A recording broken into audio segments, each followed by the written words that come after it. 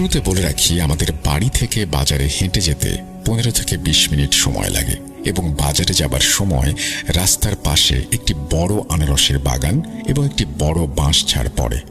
বাঁশঝাড়টি দেখতে এতই ভয়ঙ্কর যে দিনের বেলাতেও সেটাকে দেখে ভয় লাগতে পারে। যাওয়া তো দূরের কথা, সেই বাঁশঝাড় নিয়ে গ্রামে অনেক ঘটনা রটে গেছে। সেখানে রাতের বেলায় অনেকে অনেক কিছু দেখেছে। অনেকে দেখেছে একটা সাদা শাড়ি পরা বুড়িকে বসে থাকতে, অনেকে দেখেছে একটা ছোট বাচ্চাকে সেখান থেকে বেরিয়ে আসতে। তারপরেও রাস্তার পাশ দিয়েই মানুষের বাজারে যেতে হয়। আমার বাড়ির পাশেই আমার ফুপুর বাসা এবং তার একটি ছেলে ছিল, নাম শামীম। আমরা দুজন প্রায় সমবয়সী হবার কারণে দুজন দুজনের সাথে কথা বলতে গেলে একদমই ফ্রি থাকতাম। আমরা দুজন একসাথে বাজারে যেতাম, আবার বাজার থেকে একসাথে ফিরে আসতাম।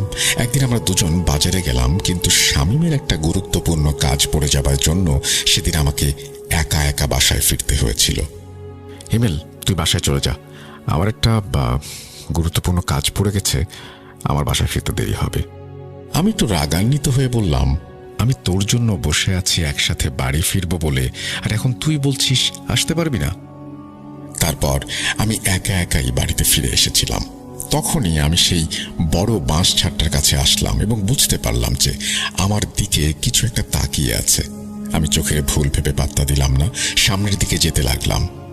আপনাকে বলেছিলাম যে সেখানে একটা বড় আনারসের বাগান, একটা বড় বাঁশঝাড় পড়ে। আমি যখনই সেই আনারসের বাগানের কাছে আসলাম, আমি থমকে গেলাম। দেখলাম আমার চাচাতো ভাই আমার দিকে তাকিয়ে আছে। এটা কিভাবে সম্ভব? একটা কথা বলতে ভুলে গেছি যে আমি আমার চাচাতো ভাইকে যে দেখেছিলাম, সে 2021 সালের জুলাই মাসের দিকে মারা যায়। আপনি তো জানেন যে ওই সময় কোভিডের কারণে সারা বিশ্বই থমকে ছিল, কিন্তু তার মৃত্যু কোভিডের জন্য হয়নি। সে প্যারালাইজড ছিল 15 বছর এবং 2021 সালের জুলাই মাসের দিকে মারা যায়। ঘটনায় ফিরি। আমি দেখলাম যে আমার সেই চাচাতো ভাই একটা আনারসের পাতার উপরে বসে আছে এবং এক দৃষ্টিতে আমার দিকেই তাকিয়ে আছে। আমি একটুও ভয় পেলাম না, কারণ আমার ছোটবেলা থেকেই ভয় ভীতি একটু কম। তারপর আমি দেখলাম যে আমার চাচাতো ভাই আমার দিকে তাকিয়ে কিছু একটা বলছে, যেটা আমার বোধগম্য হয়নি। আমি এক দৃষ্টিতে তাকিয়ে রইলাম তার দিকে।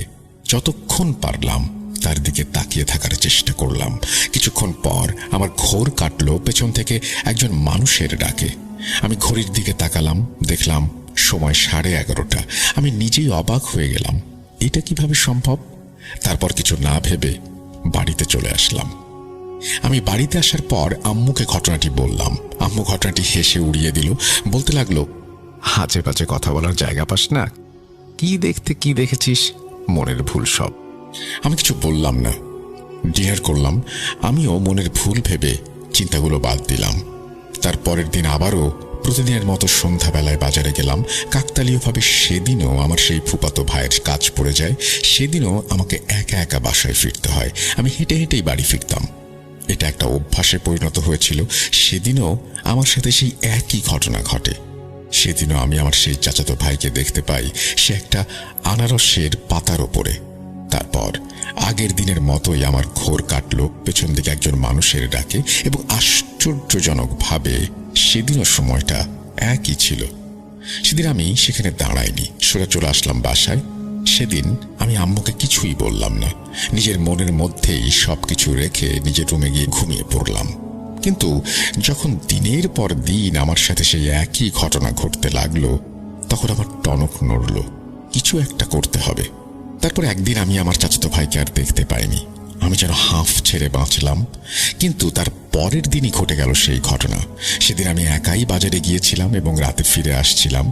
আবার সেই আনারসের বাগানের কাছে আসলাম, এবং আজকে কোনো ভুল নয়, আমি কোনো নেশার ঘোরেও নেই। আমি স্পষ্ট দেখতে পেলাম আমার চাচাতো ভাই আমার দিকে তাকিয়ে আছে। সময়ও সেই 11:30। 1 মিনিটও কম নয়, 1 মিনিটও বেশি নয়। আমার মনে হচ্ছে সময় এখানে থমকে গেছে, সময় কিছুতেই এগোচ্ছে না। এবার আমি একটু ভয় পেতে লাগলাম। আমি সব কিছু স্পষ্ট দেখতে পাচ্ছিলাম। সে বাতাসের মধ্যে ভেসে বেড়াচ্ছে এবং আমার কাছে এসে আমাকে বলল, যেটা আমার এখনো স্পষ্ট মনে আছে, ভাইয়া কেমন আছো তুমি? ভয় পেও না, আমি তোমাকে একটা কথা বলার জন্য এসেছি। আমার আব্বু আম্মুকে বলো আমার জন্য কিছু দান সদকা করতে। আমি ভয় পেতে লাগলাম। আসলে যারা সামনাসামনি দেখেনি তারা এই পরিস্থিতি বা এই অবস্থাটা বুঝতে পারবে না। আমি যেন ভয়ে ঘেমে যাচ্ছিলাম। তারপর সে আমাকে বলল, তুমি ভয় পাচ্ছ কেন ভাইয়া? ভয় নেই। তারপরও আমি কোনো কথা বলতে পারছি না। হ্যাঁ সূচক মাথা নাড়িয়ে বাসায় ফিরে আসার পথ ধরলাম।